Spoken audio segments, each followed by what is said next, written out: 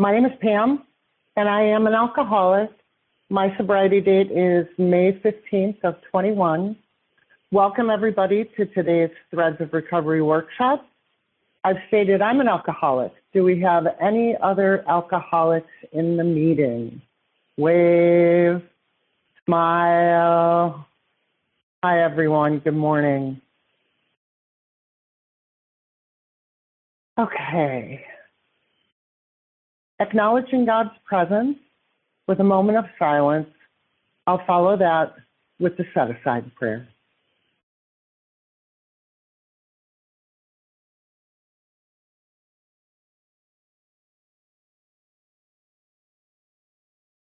The set-aside prayer.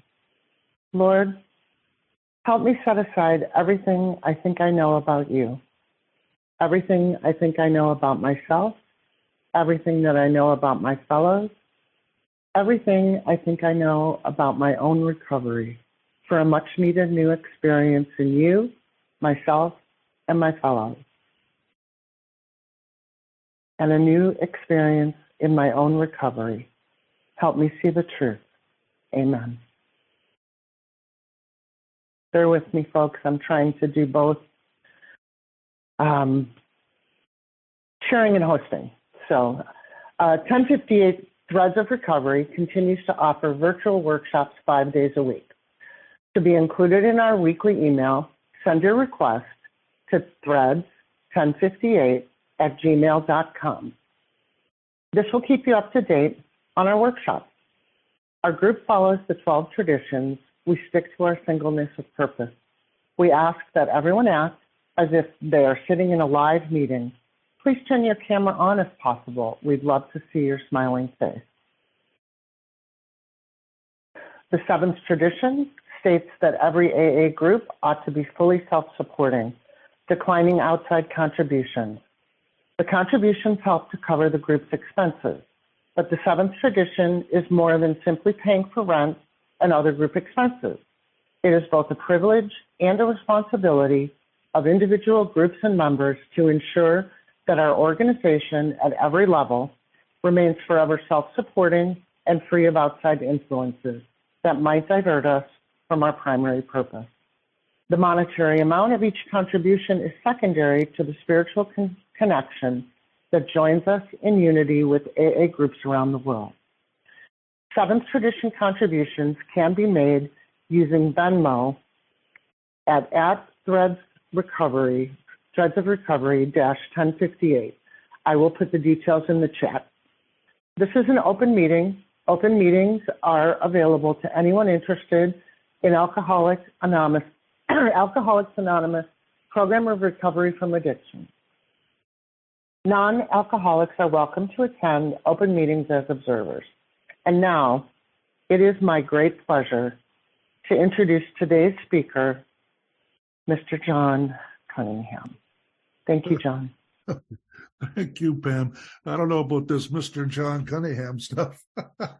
I want you to know that I'm a drunk. Oh, thank you for the introduction, Pam. It's great to be with you this morning. And I look forward to delivering some information to you, and hopefully it's going to make a difference in your life. And so let me just start in the very beginning, and we'll get on with today's work. So I want you to know, first of all, that I have the disease of alcoholism. I have a group, and it's called Agape Group, and it's a meditation meeting. And we meet every Wednesday evening. And my name is John. My dry date is December 23rd, 1972. So this is my 50th year month. So in a couple of weeks, I'll be celebrating 50 years of sobriety in my home group. So this is our second meeting. And so what I want to do is, first of all, I want to give you a background in terms of what we did in session one, so everybody has a relatively understanding what we're accomplishing. I have this AI voice in my earphones here that's interrupting me. I don't know how I got it, but it's telling me all the information that people are coming in and all the stuff that's going in chat. So okay. So let me get going here. So this is about emotional sobriety, and emotional sobriety, I've learned over the years, is much more than just pulling emotions out of it, so that whatever events that happen in our lives or whatever circumstances, that we try to force emotion to be a certain and particular way. So what I've learned is this: it doesn't happen that way. And I'm going to show you the first picture here. I'm going to show you the. Boy, that's annoying. For some reason, I got this AI voice coming in when people are joining the meeting. So, okay, sorry, friends. Let me share something with you.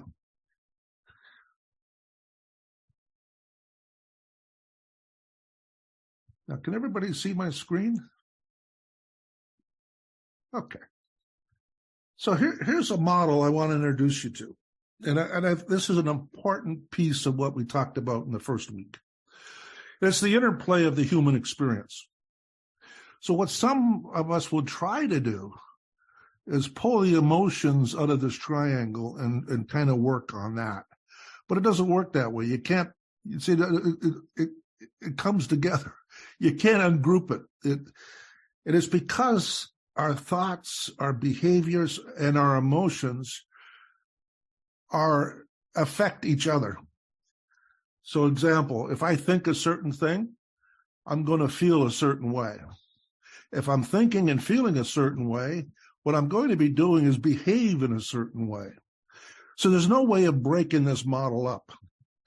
So what I need to do when I'm thinking about emotional sobriety as an outcome, not as a process, but as an outcome, I need to include other things in my life that affect my emotional regularity. And there's two words I'd like you to kind of remember throughout here, and that's one is emotional regulation and dysregulation. And I want to continue to build on this idea that we just can't attack emotions in a sense of trying to force it to be a certain particular way. It doesn't work. Many people have emotional sobriety as when tough times happen, I'm going to tough it out and not drink. And that's a good piece of experience, by the way. There's nothing wrong with it. But it's so narrow that it's not opening up to everyday experiences. So what I'm doing here is sharing with you what it's like to approach emotional sobriety from a day-to-day moment and not necessarily in a crisis. So that model is this. If you're familiar with CBT, cognitive behavior therapy, you would recognize this model. It's not my model, but I use it because it shows the interplay of what it means to be human. So when you're recalling or developing your emotional sobriety, you have to include your thoughts and your behaviors. So, okay, so that's the first thing.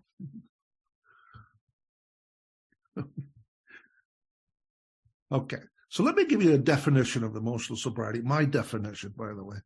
Emotional sobriety is the ability to be aware and understand emotions, both in our own and others.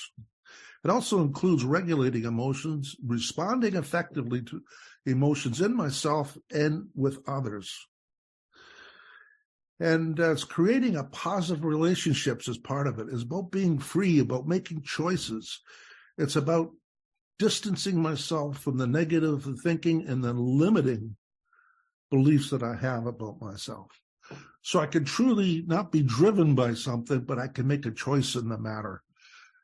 I'm sure every one of us have experienced emotionally driven decisions, largely in fear, perhaps, And oftentimes those decisions are really not that positive for us.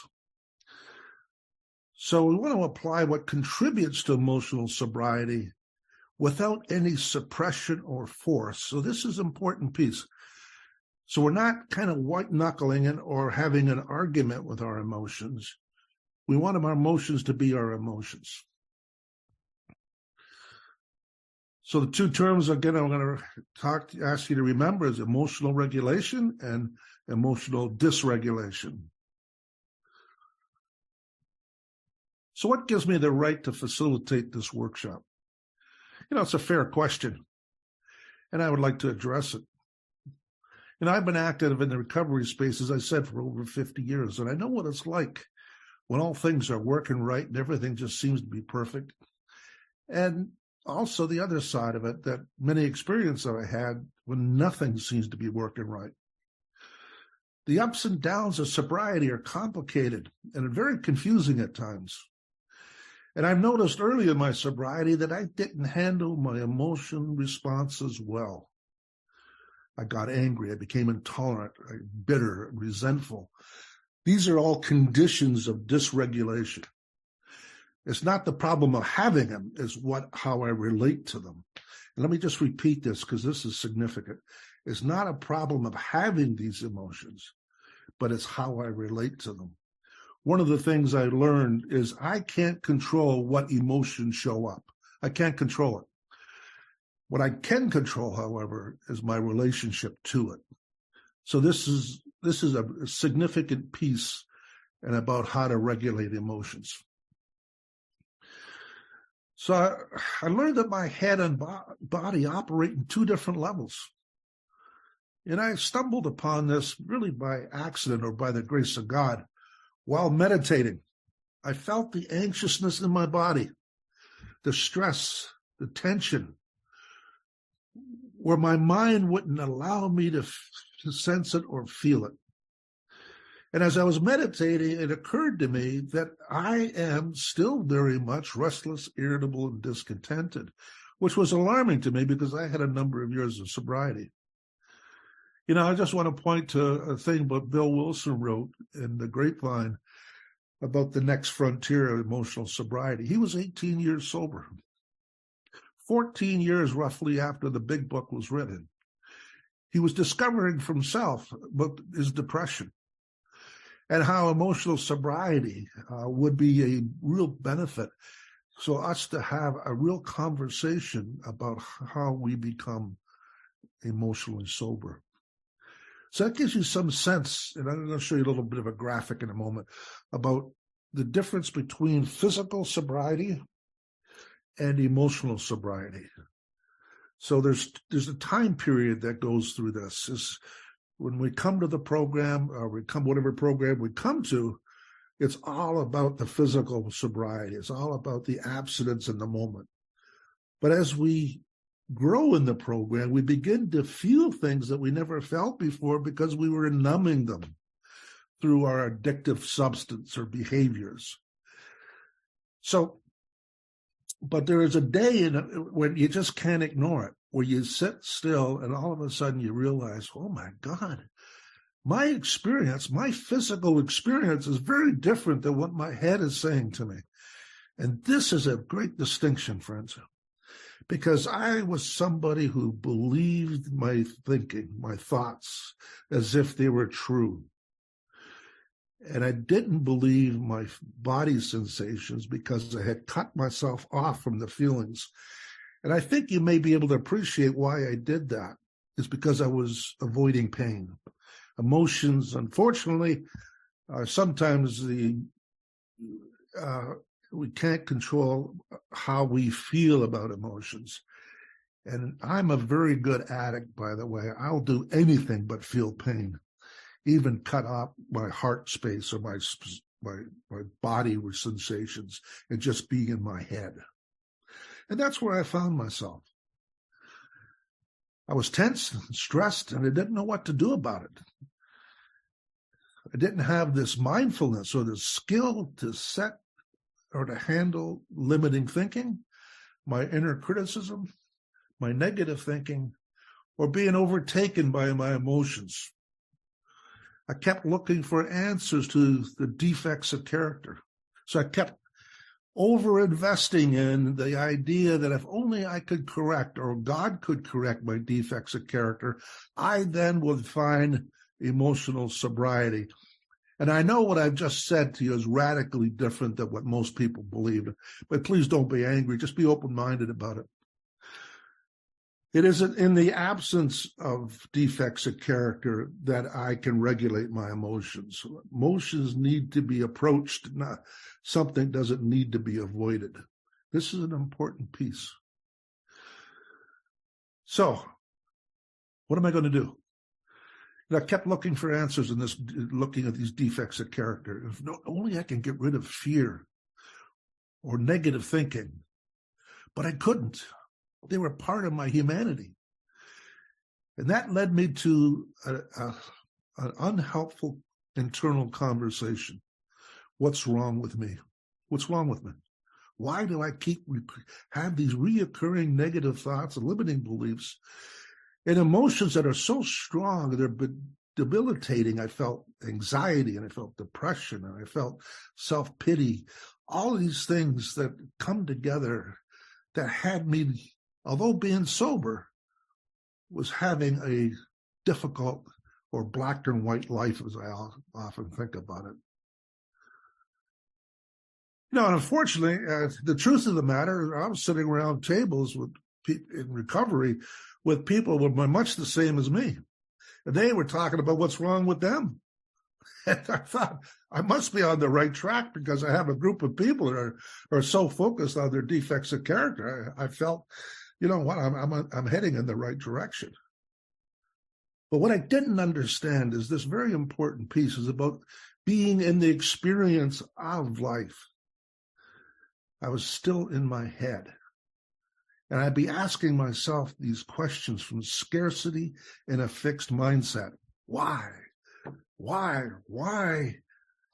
was I having this difficulty? Is anybody relating to what I'm saying? Yeah? Okay, good. Okay. All right. So, when asked, when I was asked, how are you doing, John? How are you in meetings? How are you doing, John? I'd say something like, I'm okay. And are you okay? And that person would say to me, yeah, I'm fine. See, so now we're starting to opening up how the brain thinks. See, the brain will give us answers. The ego will give us answers that really supports this idea that I'm fine, completely ignoring what the body's sensations are. And I want you to know that we humans need to feel and we need to think. One isn't more important than the other. It is a tandem that makes us a fully functioning human being. But for me, I was defaulting in my head. So my ego wanted to fit in, and therefore I put on some social masks. And the longer I'm sober, the worse it became because I couldn't admit about the inner turmoil that I sensed. I hadn't come to the realization of it yet, but my sense was that I was having. So I was anxious. I was afraid. I was emotionally isolating at times. These are just clues about the absence of emotional sobriety. So as longer I got sober, people would look to me as if, John, you got it all together. Someone said to me just in this meeting today, John, you're so calm. Oh, I can hide it well. You know, I'm masterful at this. Meanwhile, my internal experience was very different. And what was catching up with me through meditation was the body's sensations. I began to see how tense I was. And I began to start realizing that I had to get in touch with my body. my heart space, my soul, whatever way you want to call it. I need to get reconnected. Now, what I want to point out to you, every one of us in childhood are naturally connected to our bodies and our experience. And I just want you to think about this for a moment. We're going to go back to your childhood, and we're going to remember a situation that maybe you're in a playground, or you're in the backyard, or you're in a friend's home. And what you were doing was playing. And you're playing, and you're in the experience of playing. In other words, you were engaged in playing. You weren't engaged in thinking. And what you were doing was having conversations, laughing, doing a coloring book, whatever the activity was, you were fully engaged in it. You weren't worrying about anything else. You weren't thinking about anything else. You were just living life. This is the kind of experience that we're looking for in mindfulness. And I'm going to give you some reasons later on, if you just hang in there with me. So I want you to go back earlier than that in your childhood and try to recall what it was like for you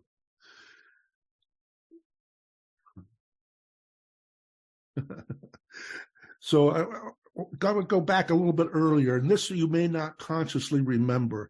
So I'm going to ask you to imagine something. You're a baby. And what you did as a baby, you just laid there. And you might have been on your back, you might have been on your stomach, and then guess what happened? All of a sudden, you could roll over. You didn't have language.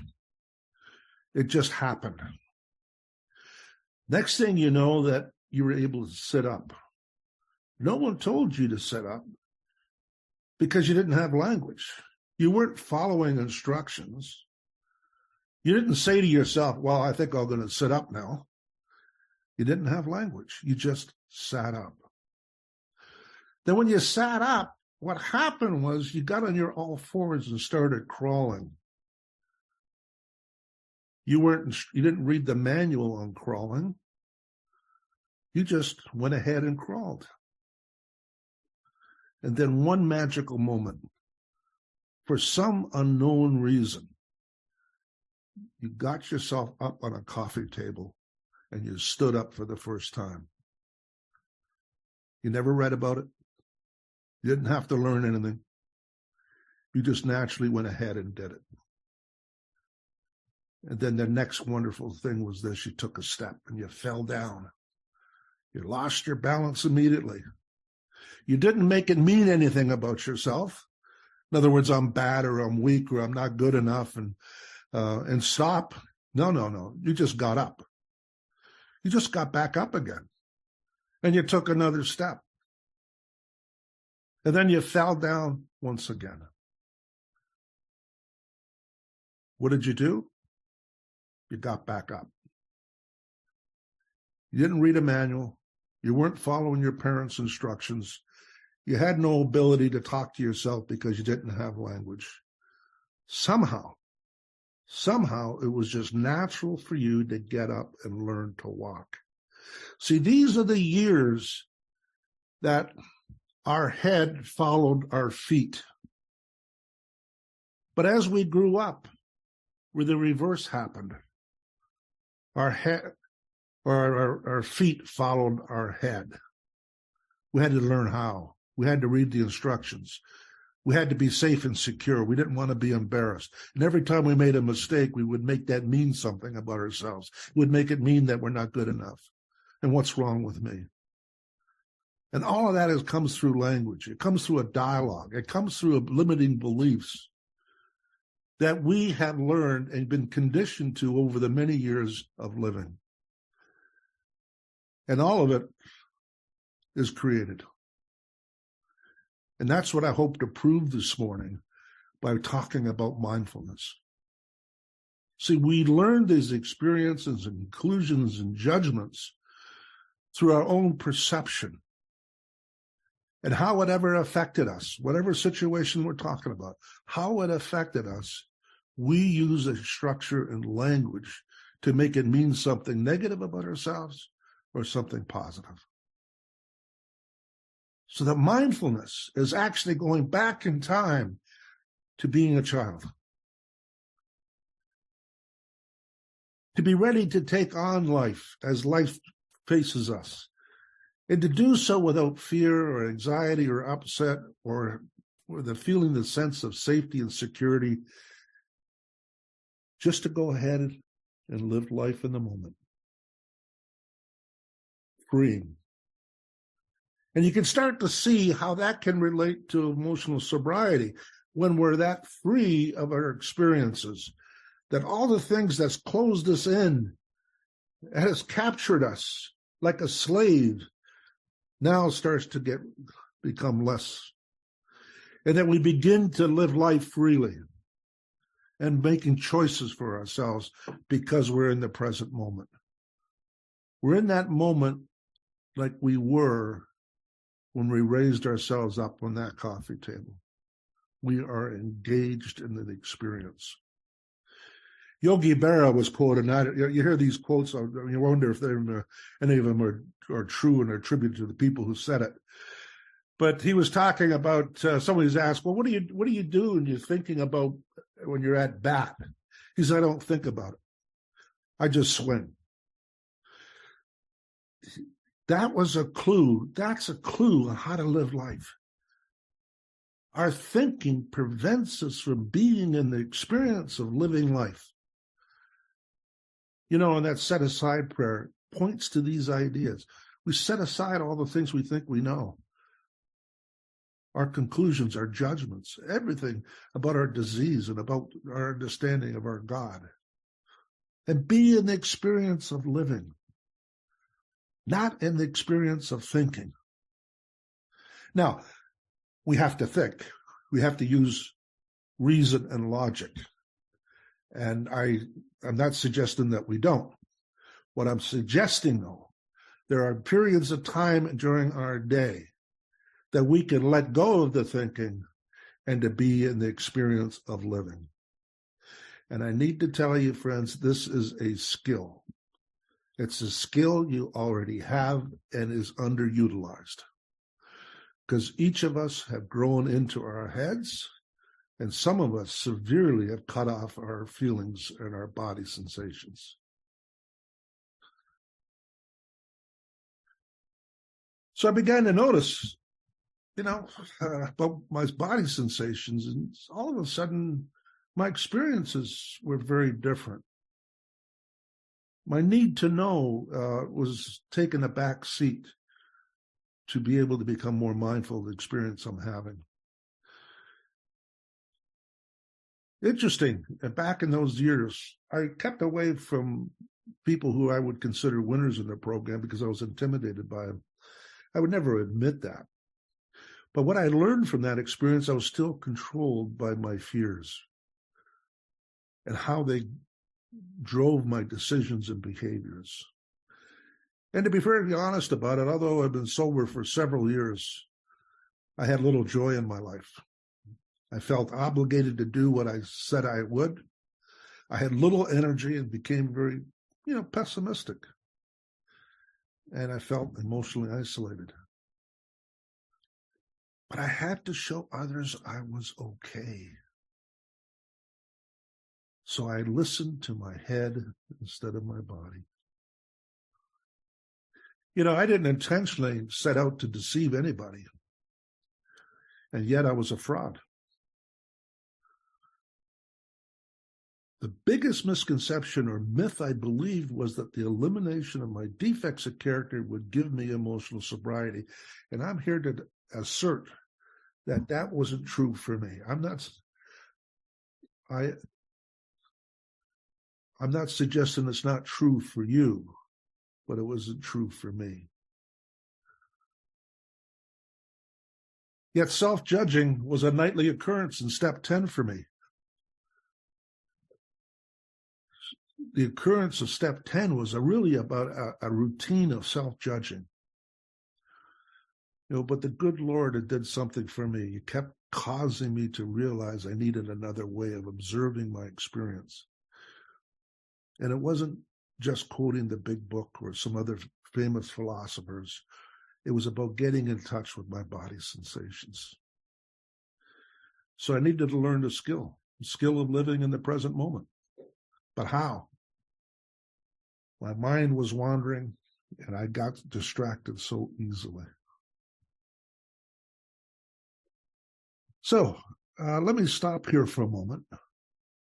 Stop screen sharing. And let's have some sharing about what you're hearing at this moment. What's coming up for you? What are you thinking? What do you agree with? What do you disagree with? Let's just have maybe 4 or 5 shares. Lightning shares, by the way.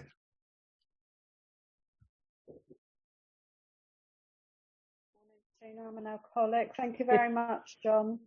And I would just say that, yeah, what you just said, that I feel obligated, lack of joy and pessimistic are exactly how I feel at the moment. And that, yeah, my brain keeps telling me, I'm okay, you're okay, just carry on, carrying the message to the still suffering alcoholic, just keep going, just keep going. That's where I'm at. Thank you. Okay, great. Great. And Deborah? Hi, I'm Deborah. I'm an alcoholic. Thanks for your beautiful share.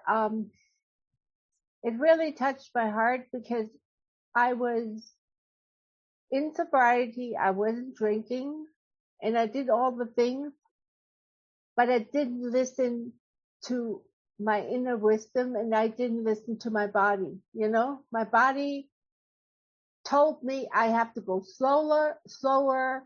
My body told me I was tense like this. My whole body was like that for years.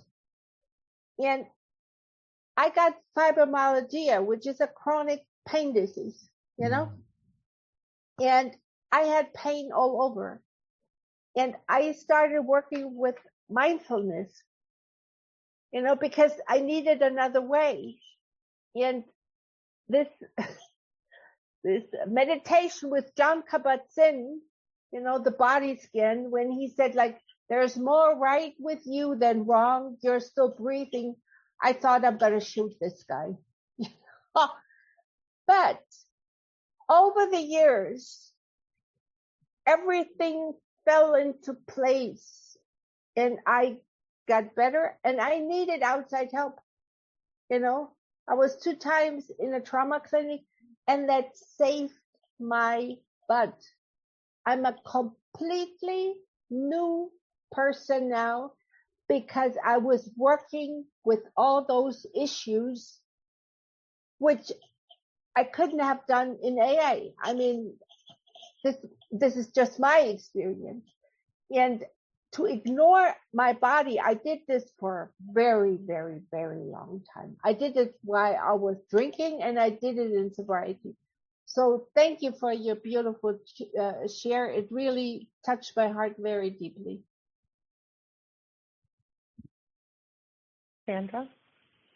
Sandra, alcoholic. Thank you very much. And John, thank you for pointing out on step 10, because I used step 10 for quite a while to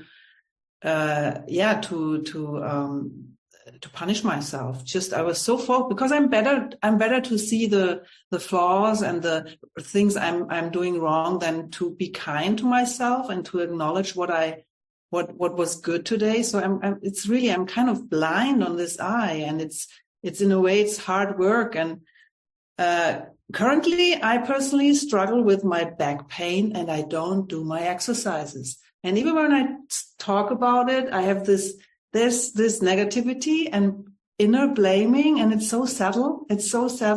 And now I just try to accept it. I just accept myself as I am, avoiding my 10 minutes of exercise. I know many of us do. And yeah, I'm just looking for how, for the divine intervention at what will be happening. Because if I start to want to do it or to just think about it, it's negative. And so, but in a way it's, I'm struggling with it a little bit, but I trust the process. Thank you. Okay, great. Libby? My name's Libby, and I'm an alcoholic from Whistler, BC, and my sobriety date's December 5th, 2012. And my home group is the Whistler Mountaintop Group and also the Daily Reflections Pacific Group Women's Meeting. So that's my spiel. And I got so much, John, from this. It kept on being like there was hope. Everything you were saying kept on bringing a sense of hope to me. And it's like, there's so much more to be learned. Like there is over, I think, 100 people on here today. And it's like we all are seeking another link. For me, there's been a missing link for my first stint at recovery from 96 to 2010. And between 2010 and 2012, I pulled away from everything that I had thought I'd learned and drank again. And then in 2012, I came back. And ever since coming back, it's been, what more can I learn to beef up the foundation, keep me involved? And when I saw your poster, the poster for this, I thought, oh, like that interests me, right?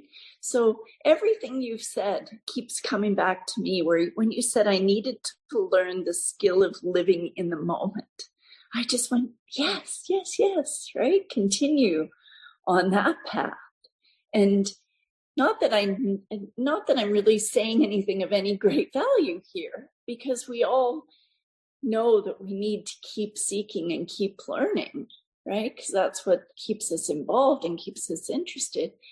But then asking you, how did you do it? What did you do? And I'm just going to follow that lead, like you've done with those that have come before you.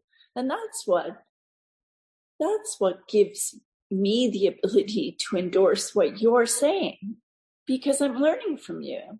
That's just my personal experience. Thank you so much. Okay, great. Anna, please go ahead. Yes, my name's Anna. I'm an alcoholic. I found what you said to be profoundly interesting and useful. I have one question.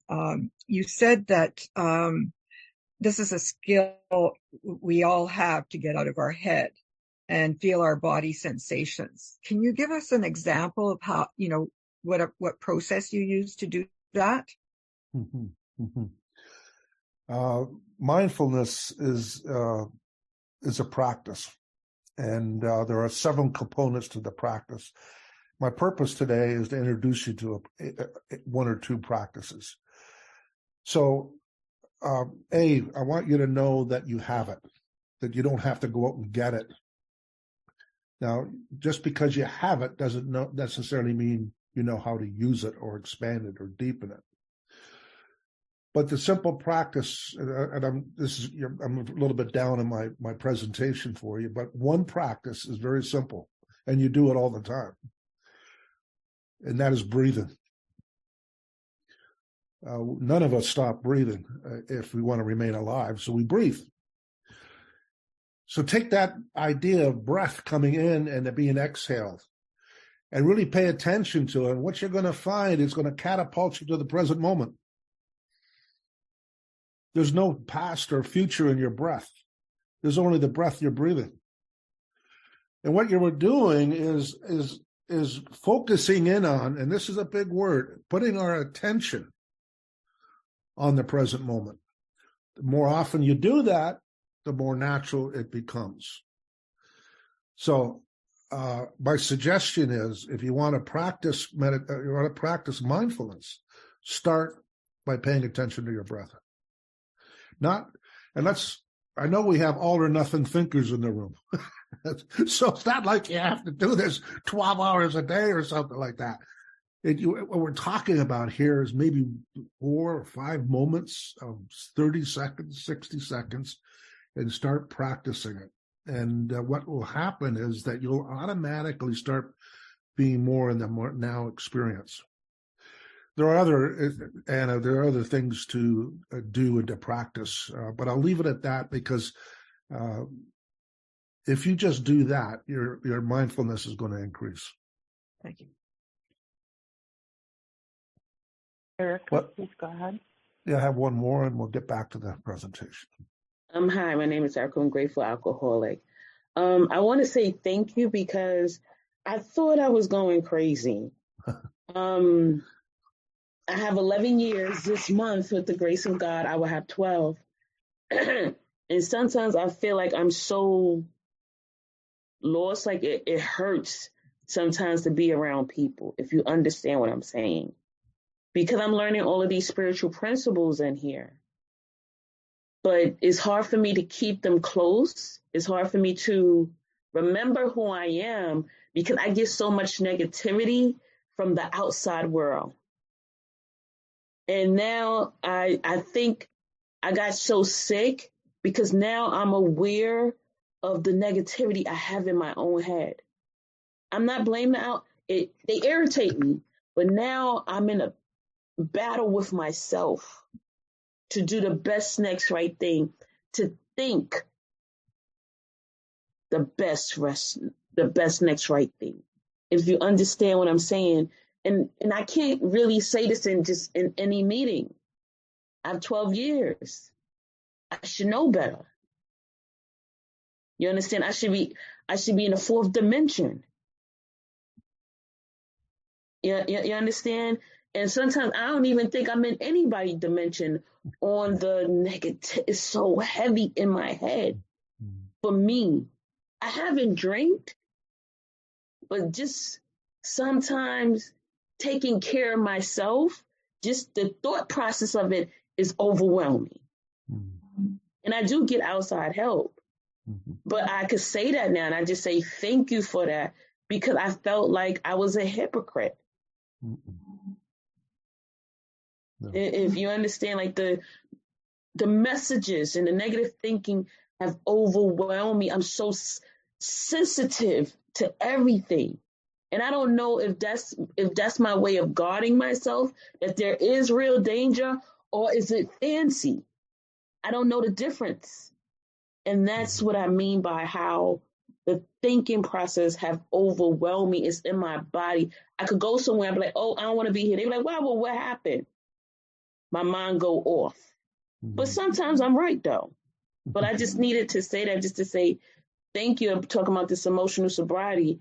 And I am aware right now of my own limited thinking of myself. I'm not talking about nobody else, but of Erica. Erica, thank you very much for your share. And you know what I hear when you share what you just shared? I hear you're waking up. This is the difference between physical sobriety and moving into emotional sobriety, where we begin to feel what we're actually experiencing. And I have to tell you, sometimes it's hard. It's uncomfortable. Sometimes we don't like it. But the beauty of it is you're waking up.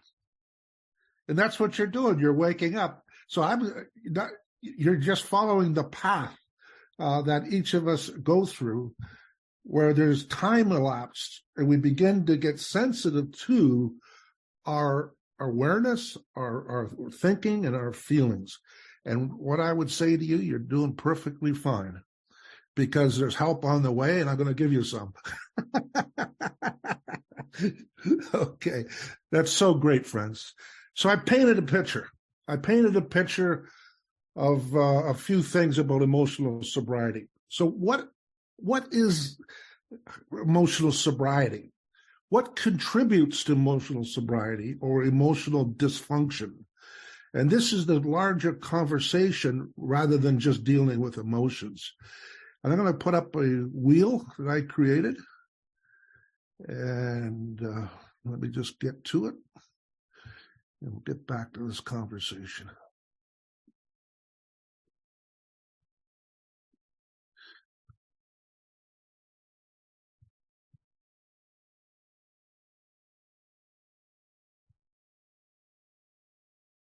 So here's a wheel.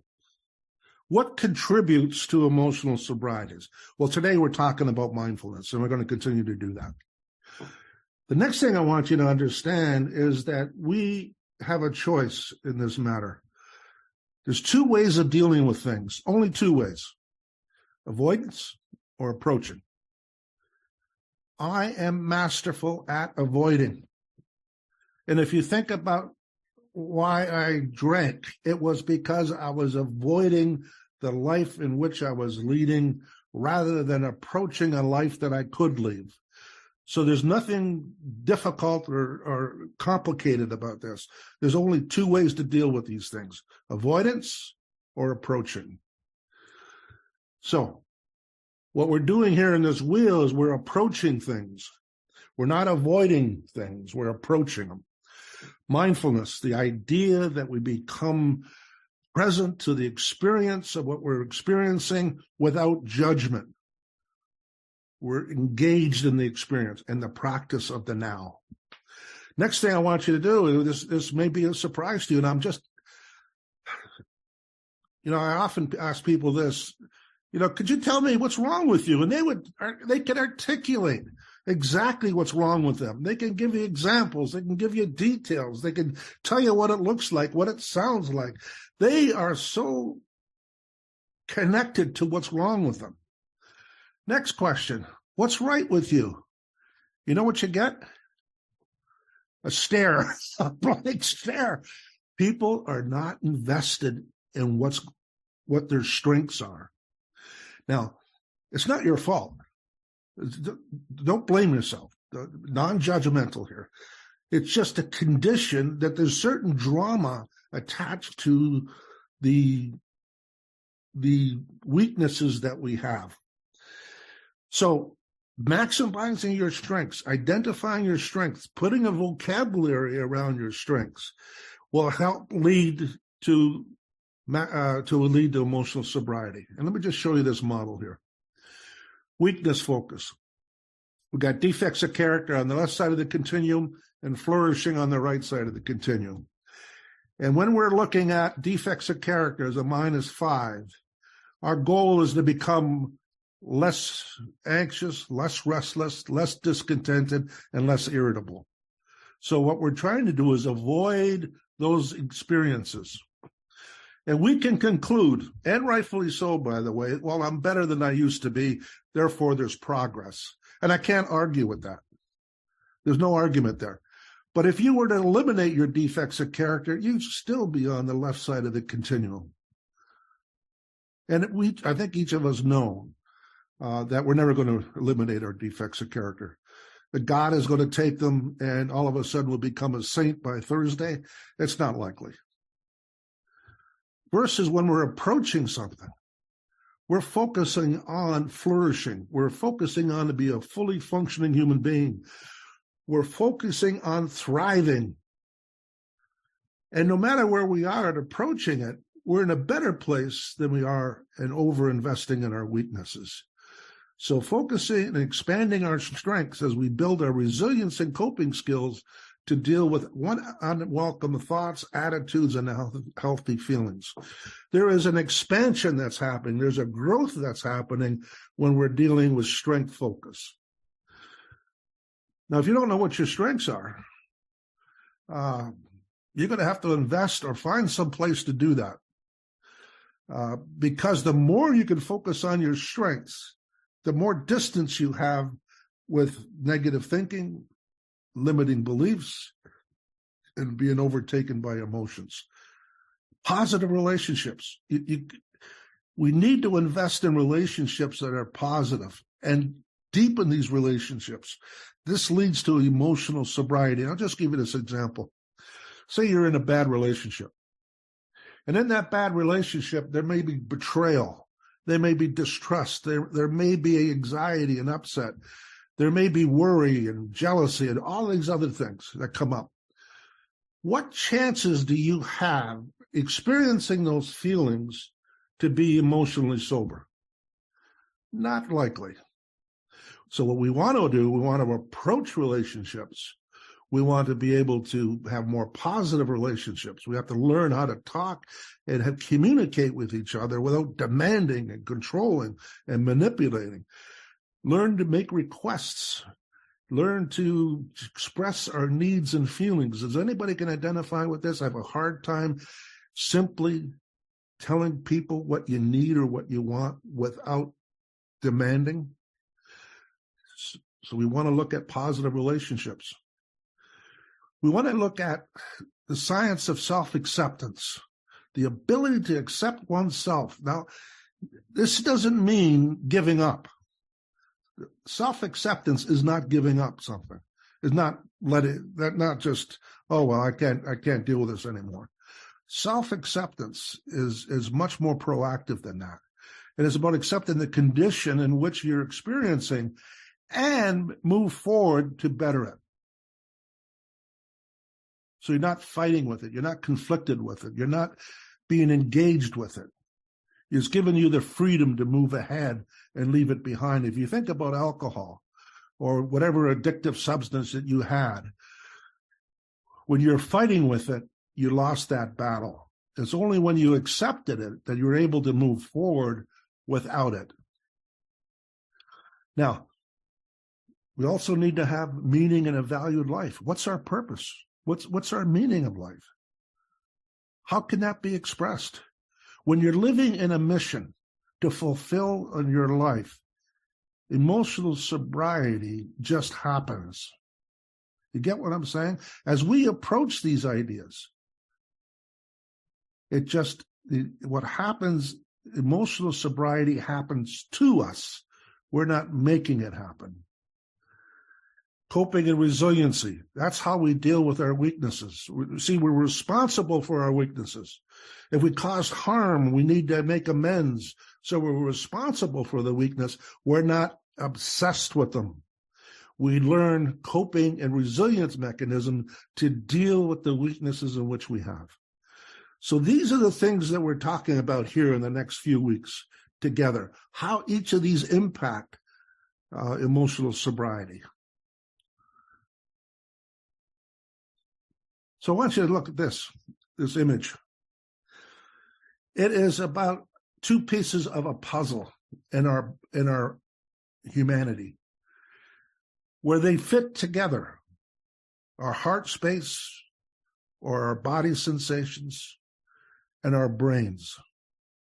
One does not overrule the other.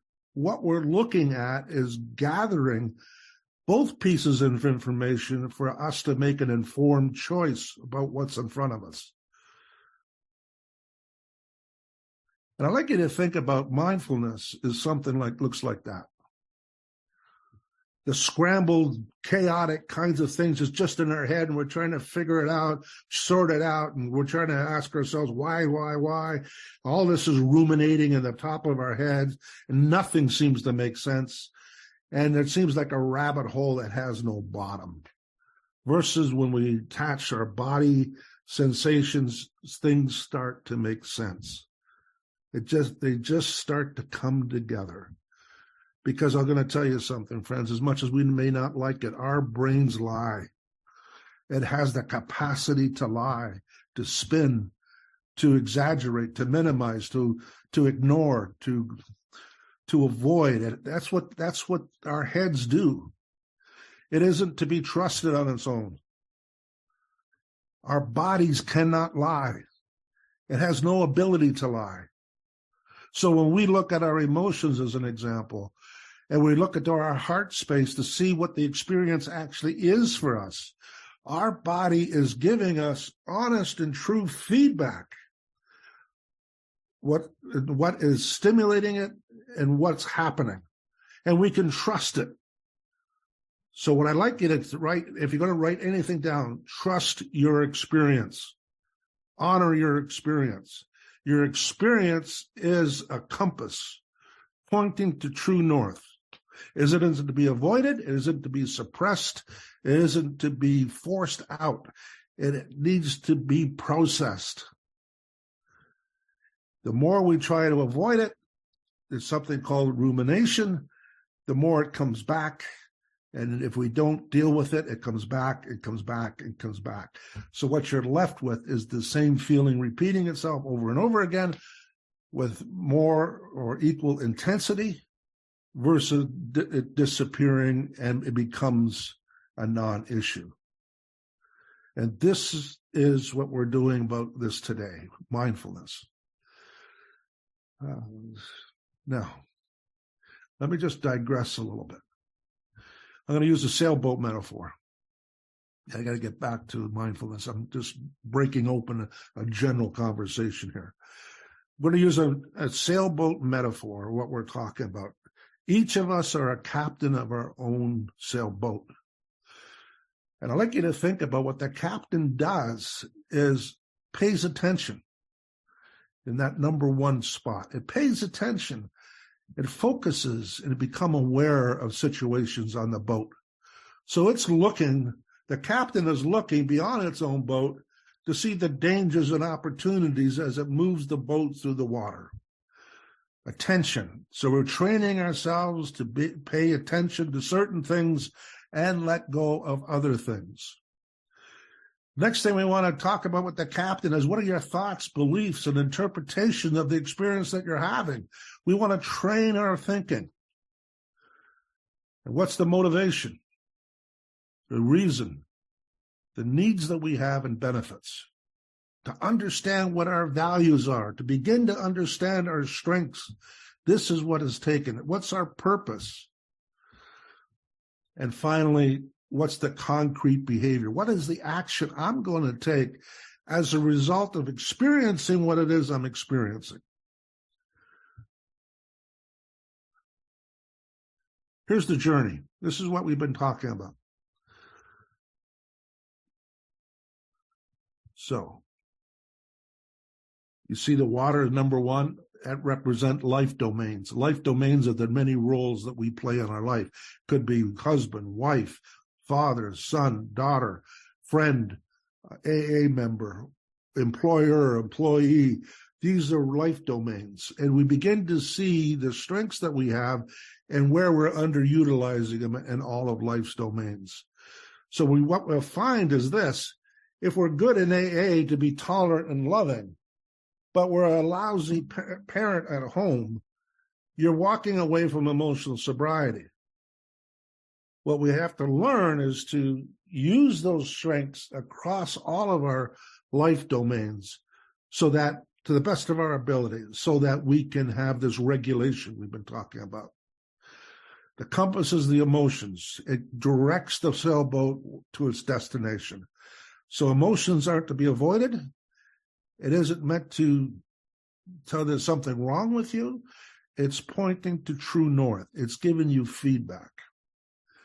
The captain uses a steering wheel, which is our values. And we have to look at the leaks in the boat, which is our weaknesses. We use the sails as strengths because the wind put in the sails makes the boat move forward. We have to address weather conditions. In other words, when there's storms in our life, what are we going to do? How are we going to operate? What are we going to think? Seventh is other boats, our social relationships. And finally, our destination, our journey. This is all of which we're talking about in emotional sobriety. This is the wheel in which we're working in at this moment, giving you an introduction of what it means to be socially sober. Emotionally sober, rather. Okay, so maybe we have a few more shares of what you heard. And if you could raise your digital hand, I will unmute you.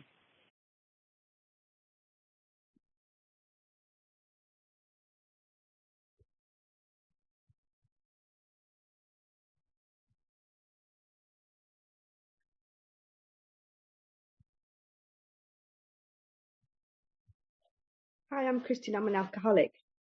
Thank you. This is epic. It's incredible. I'm feeling a huge amount of joy, and it's like you're confirming the path that I've been on. I had 15 years of a really beautiful, incredible sobriety, and at the beginning of my divorce, I I stepped away from the fellowship and I stopped doing service. And I picked up a drink. I had a few, unpleasant experiences, and but I was doing a lot to enlarge my spiritual life, and I've been doing a lot of workshops that were based on A Course in Miracles, and I've been practicing heart coherence and all you're putting it really simply, for us to follow. If we follow, like a mathematical equation, if we do X, Y, and Z, this is where we're going to get to. And it was never about putting that drink down, just putting that drink down. It was always about, the emotions. And I got into a really unhealthy relationship a few years ago, and my body was reacting really badly. And I went back on medication after 18 years, and I knew not to be in that relationship, and I wasn't listening. My codependency was so rife that it was dominant, and I wasn't listening. And I heard God's voice really strongly telling me often to get out of that relationship, and I didn't listen. And I'm out of it now. I've been on my own for 9 months, and I can't tell you the peace that I've got. I'm in a really beautiful place, and I'm feeling really blessed. And I'm really glad that I logged on and I'm listening to you. And yeah, it's a really beautiful thing that you're doing for us all here. So thank you very much. Giles, go ahead. Me, thank you. My name's Charles. I'm an alcoholic. Thank you, John. That's lovely. I really like that wheel. I think that's amazing, all those different bits. And I like what you talked about, your emphasis on, actually, you talked, when you look at the wheel, there's only one bit of it is the leaks, our weaknesses, and the rest of it are all our things. So, and I remember when I got sober, I think I think the first thing I did was, I thought if I worked the steps hard enough, I wouldn't have any negative feelings. And, and so I did that quite a lot, and I beat myself with it. I mean, I do a daily step 10, and I think that's a sort of, but I've been sober a while now, and I do have a lot of that balance, but, I see a lot more, but I still do that. I still have that, but I like what you talked about, living in the head. And the thing about me for living in my head is the imagination is unlimited.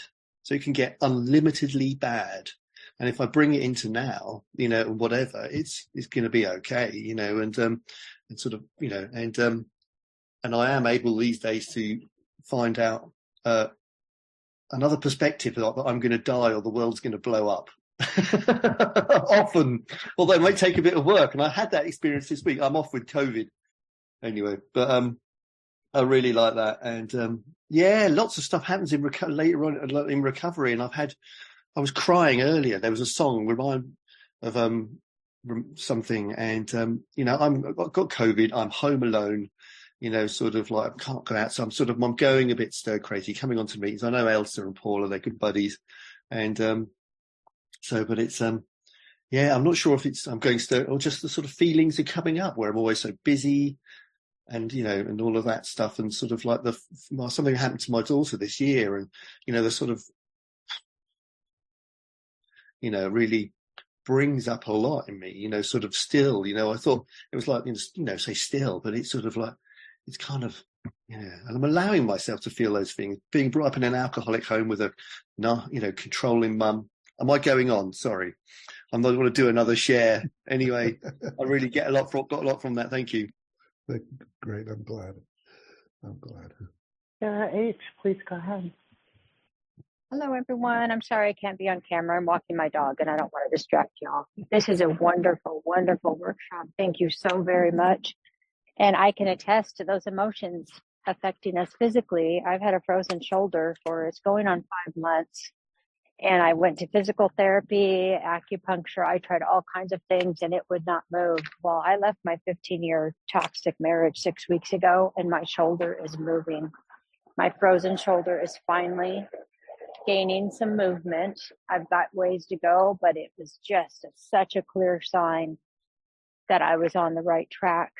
I am codependent to the bone, and doesn't matter what he was or is, and I pray for him. I wish him love and light, but we cannot be together. And I've started working the CODA program in addition to my AA programs, and I'm seeing my emotional illness, not mental illness, which if you struggle, there's help for that. But I've tried medication and all those things in the past for mental illness, and it didn't work for me. And I'm like, what is it? Oh, you just got to find the right pill. And it was just many, many years of doing that. It did not work for me. Now I know it's emotional illness I need to heal and address. And the things you are saying are just so resonating with me. And I'm so grateful that I'm here, and I'll be back every week. Bless you all. Great, great. Just Thank one you more. for sharing. There's a Please go meditation I ahead. want us to do before it's 12:30. Hi, I'm Sharon, and I am an alcoholic. Are we supposed to say this on here? It's just such a habit. I didn't even notice if people were doing that or not.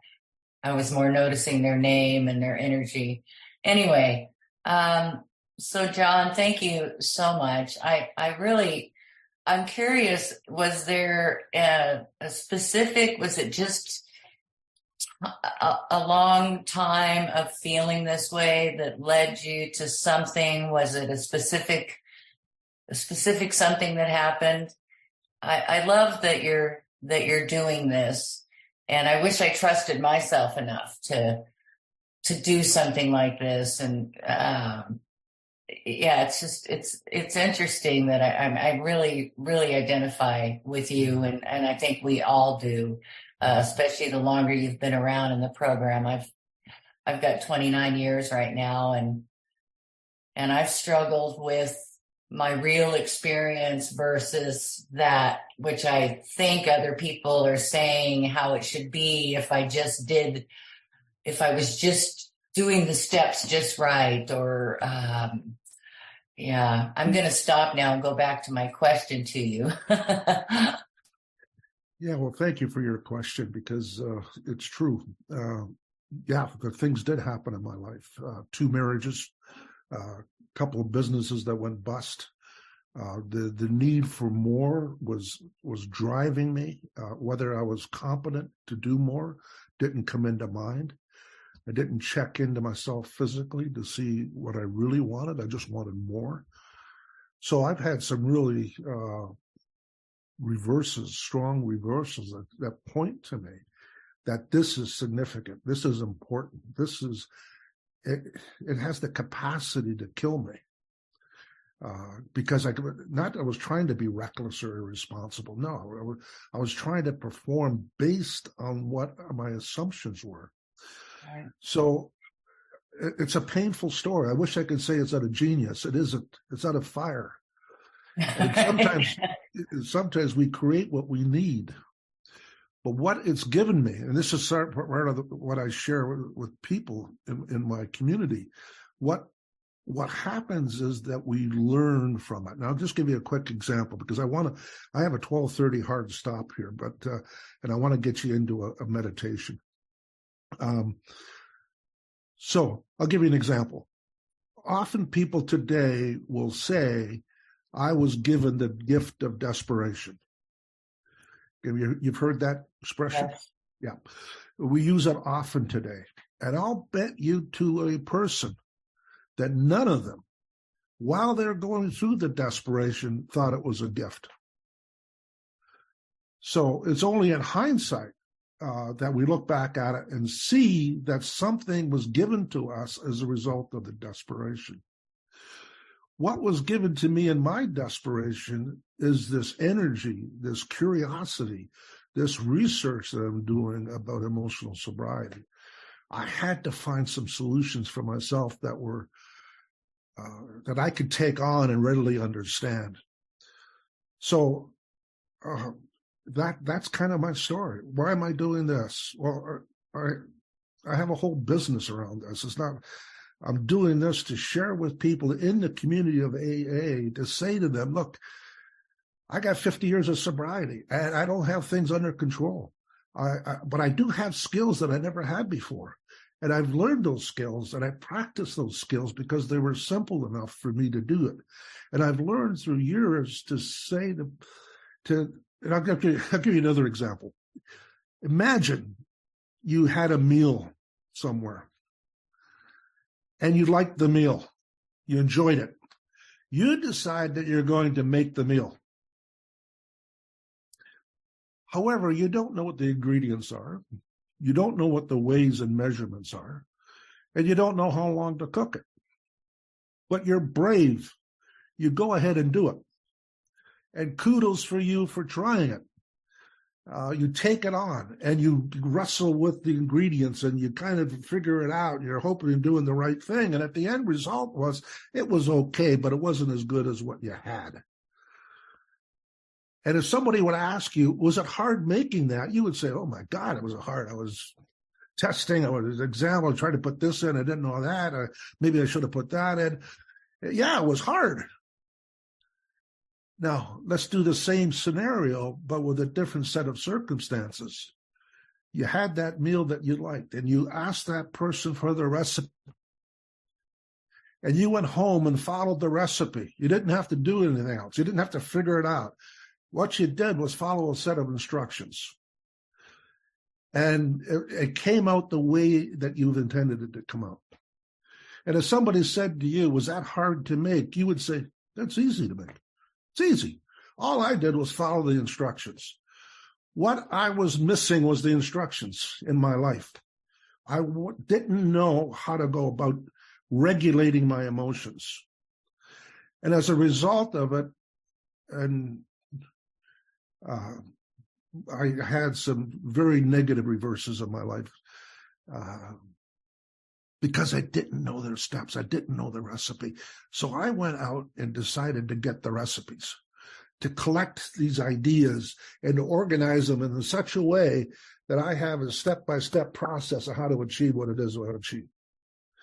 Now, I'm not here to tell you about my professional life, but what I'm doing is giving you an introduction of what's possible, that there is a way out of our negative thinking, our limiting beliefs, and our emotions overtaking us. And that's to work with it, not to fight against it.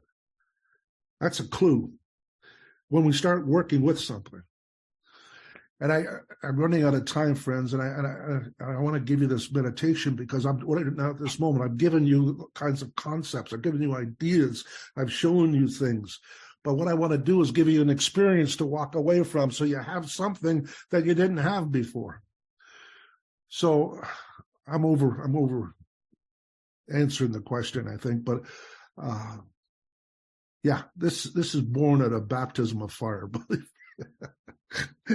Anyway, okay. So let me get this going because I think I want to give you something that you can take away. And this is called Leaves on a Stream meditation, friends. And hopefully you're going to be able to hear what I have to offer you.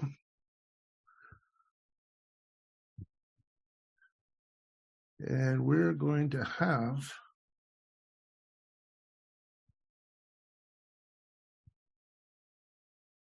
relax and plant your feet firmly on the ground. Or if you're sitting cross-legged today, feel the sense of contact between your feet and the seat and the floor beneath you. Felicia L., Georgia, USA. To me, I am Now actively seeking intensive eyes. emotional and trauma care. And If for you the can next connect few with me, breaths, thank you. bring Felicia your L full plus focus of attention 14046446781 and Falapaol@gmail.com. Notice the feeling of the air flowing in through the nostrils, down into the lungs and down into the belly as you inhale. And on the exhale, feel the release of any tension as you let the air out slowly.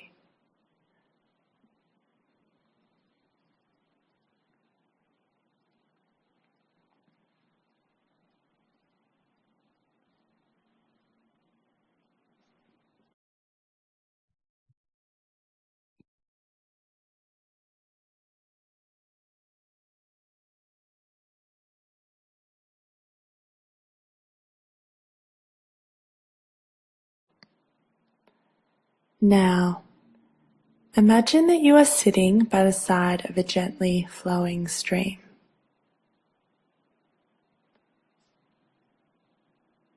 This might be a stream that you know, or this might be something you create in your mind using your imagination.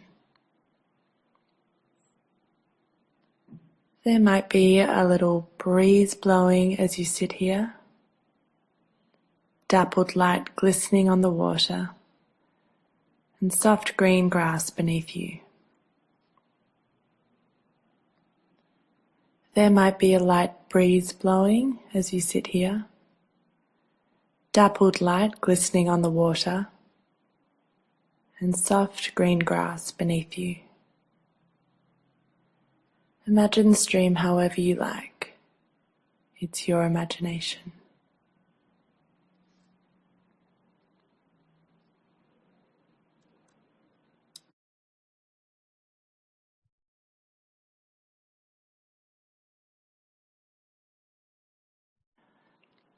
Now imagine that there are leaves floating on the surface of the stream, and these leaves are gently flowing past you down the stream.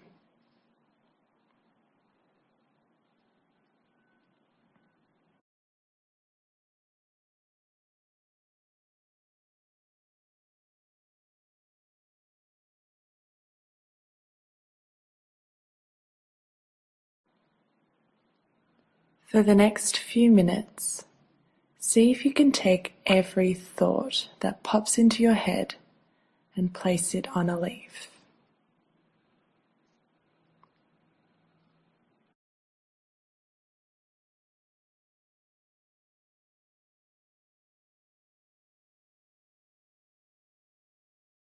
Now your thoughts may show up in your mind in the form of words or pictures or something else. However a thought arises for you, simply place it on a leaf and let it float by.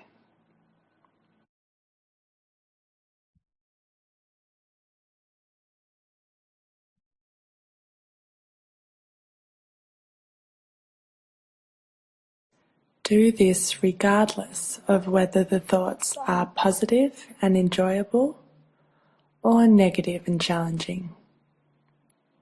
Simply place each thought on a leaf and let it float down the stream.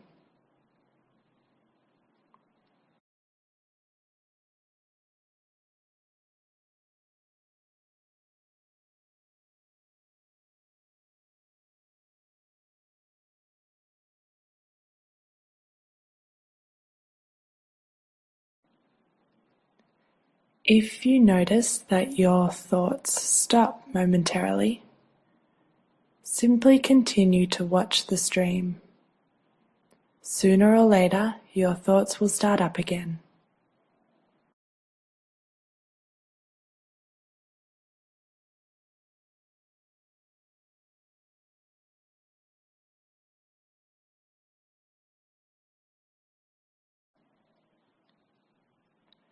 Allow the stream to flow at its own rate. There's no need to try and speed it up. The aim here is not to wash the leaves away, not to wash the thoughts away. The aim is to allow them to come and go in their own time, to just sit and watch.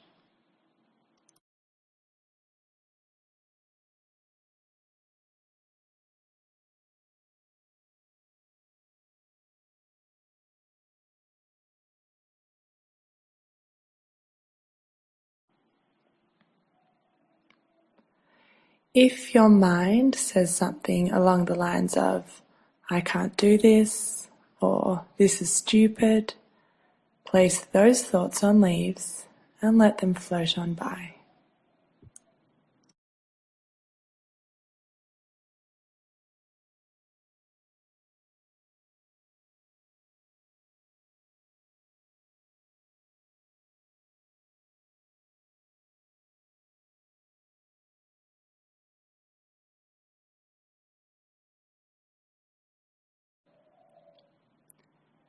If a leaf gets stuck, let it hang around. There's no need to force it to float away. Simply sit and watch as sooner or later another leaf will come along and give it the nudge it needs.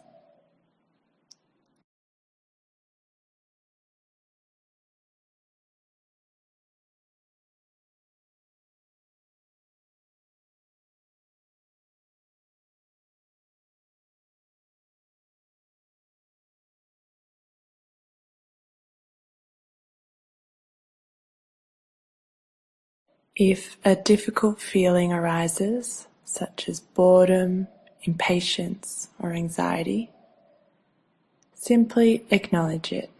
Say to yourself, here's a feeling of boredom. Here's a feeling of impatience. Here's a feeling of anxiety. And place those words on a leaf and let the leaf float on by.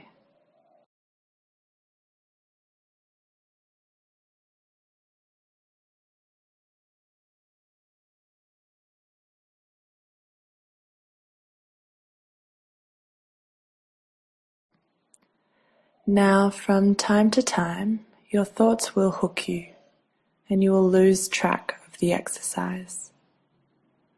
This is normal as our attention naturally wanders, and it will happen time and time again. As soon as you realize this has happened, simply come back to your stream.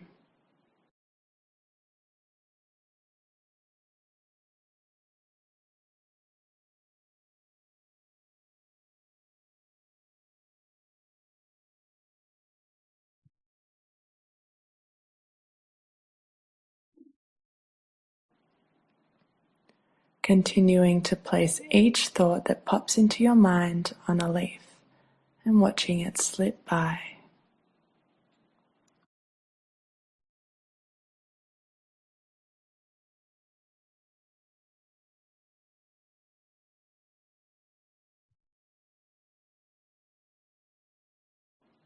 Again and again your thoughts will hook you. Remember, this is normal. As soon as you notice this has happened, simply come back to your stream.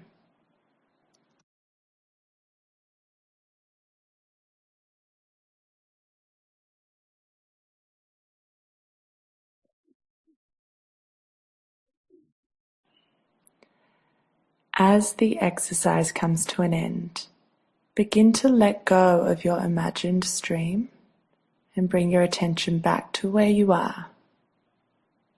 Notice what you can hear, what you can feel, and when you're ready, open your eyes and notice what you can see.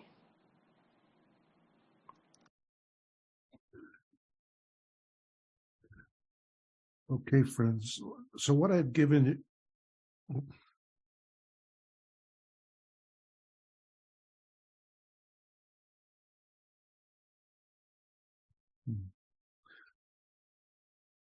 Okay, so what I've given you is some ideas and concepts. What I'm leaving you with is a practice of how to train your mind of letting go. How to be the person in behind your thoughts, that you have the ability to let it go if you're practicing these things. That's the practice in which I wanted you to have, so you can take away with you and practice the leaves on the stream anytime, anywhere. And as you continue to practice, you're beginning to see that you have the ability to be present, to change your thoughts, and to do so gently and kindly without any force or any kind of personal violence, or manipulation, or suppressing, and just to be with the experience in which you're having. So if you're coming back next week, I would really be interested in how that practice worked for you, and how you've developed maybe a different perspective of your experience with your emotions as a result of it. This is kind of like a wax on, wax off Karate Kid kind of thing.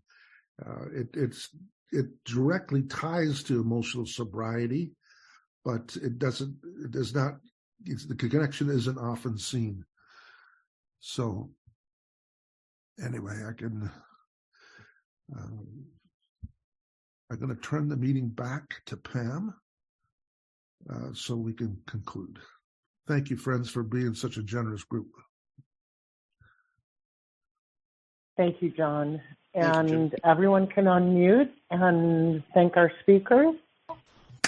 Thank you, John. Thank you, John. Thank you, John. Thank you, John. Thank you very much. John. Thank you, John. Thank you, John. Thank you, John. Thank you very much, Thank you so John. much, John. Thanks, Wonderful. John. Thank you, John. Keep it up, Thank you. John. John, You're there's, helping us. That John, was there is beautiful. a question in the chat Thanks, John. about your slides. Yeah, I'll send them. Where do you want me to send them? You want me to send them to you, Pam? Sure. That would be great. Let me just send you my email, which I think you have actually. I do. But I will send. But I think I'll send it to you anyways. Okay. And I'll make sure that they get to Threads.